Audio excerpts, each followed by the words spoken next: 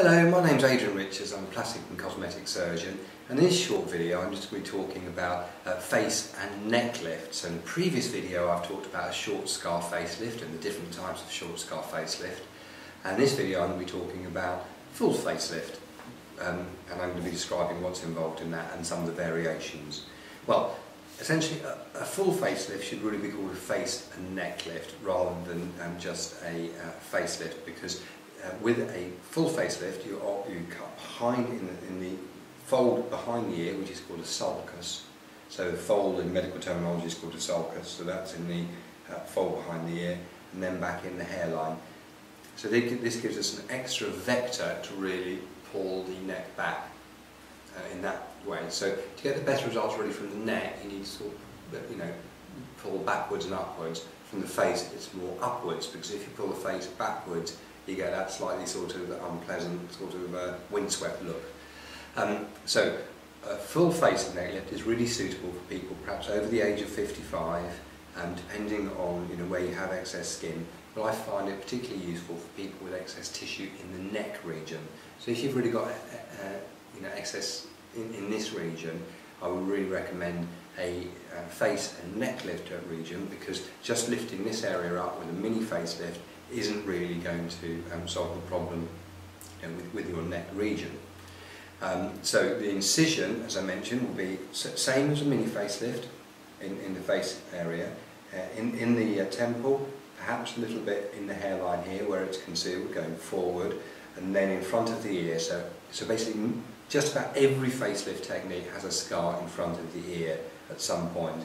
It normally skirts around the ear here, behind the knobble of the ear, that's called the tragus, the knobble here, and behind normally in women, in front in men, because you don't want to transfer hair-bearing skin onto the tragus, and then around under the ear, and that's where a short scar facelift finishes. But a full facelift, it will go up behind here and then back into the hairline where it's concealed. Okay, so that's the incision. Now, the underlying layer underneath the skin, so the skin's fairly mobile, but the layer that's firmer underneath the skin is called the SMAS. That's the S-M-A-S. Okay. Now, that layer is what people talk about, about the different types of facelift. Okay. So what you do with the SMAS is the main differences. Because there's a sort of a thought that by supporting the deep layers, you're going to get a little more longer lasting rejuvenation to the face.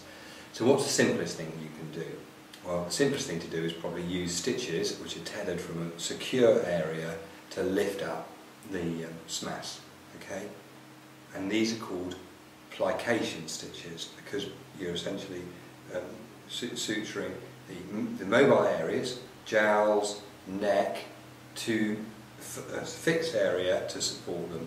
So normally we would use long-lasting or even permanent stitches just to do that, to elevate these areas to their previous position.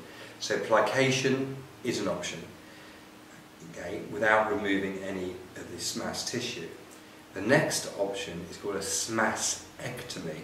Okay, so the SMAS, we know, is that layer beneath the skin. Basically, an ectomy, E-C-T-O-M-Y, in medical language, means removing a bit of it. So in a SMASectomy, what we do is we remove a band of the SMAS tissue, normally from here, and then so a band's gone, and then the two sides are sewn together to tighten up those deep layers. So you can perform application, just elevating it with stitches, or remove a bit and sew up the fresh edges. The other thing we can do is go underneath the SMAS, to actually tunnel underneath that layer and then elevate it as a different layer, and that's called a SMAS facelift. Now the only problem with that is that the nerves, the facial nerve which supplies the movement of the face, lies in that layer. So the risk of damaging the nerves is slightly higher when people go underneath the SMAS, because that's where the nerves are, and you obviously want to avoid those as much as possible. So I hope that's clarified some of the issues. just to run over it again, short scar facelift here, a little bit behind. Full facelift involves incision behind and to the back. And then there's various options for what we do with the SMAS tissue, that's the SMAS, which at the simplest involves stitching it up to its old position, then moving on to a SMASectomy, removing a strip of it and sewing it up, removing a band and sewing it up, and then moving on to the flap techniques, which go underneath the SMAS and lift it as a layer, and then the layer is then stitched to its new position. So in my opinion, all of these techniques are very, very effective, and one is not necessarily better than the other, but what you need to do is discuss with your surgeon which is his preferred technique and why. So I hope that's been helpful and useful. In the next video I'm going to be talking about neck lifts. So there are some specific techniques for the neck which I'm going to discuss in a minute. As I mentioned previously, what we really want to do is give you information about these procedures so you can make an educated and informed choice about the best way to go for you. So please have a listen to our podcasts, which is the cosmetic surgery podcast and plastic surgery podcast, which are both available on iTunes or via our website. And if you subscribe to them, you'll automatically get each new episode as it comes out. We're also going to be adding lots of patient testimonials, people discussing how they got on with their procedure, sort of warts and all really, and also lots of before and after photos to the website. So we'd really appreciate it if you could have a look at these and give us some feedback on them. Thanks very much for listening to the video and watching the video in fact, and we hope you'll be able to watch the future videos in the series.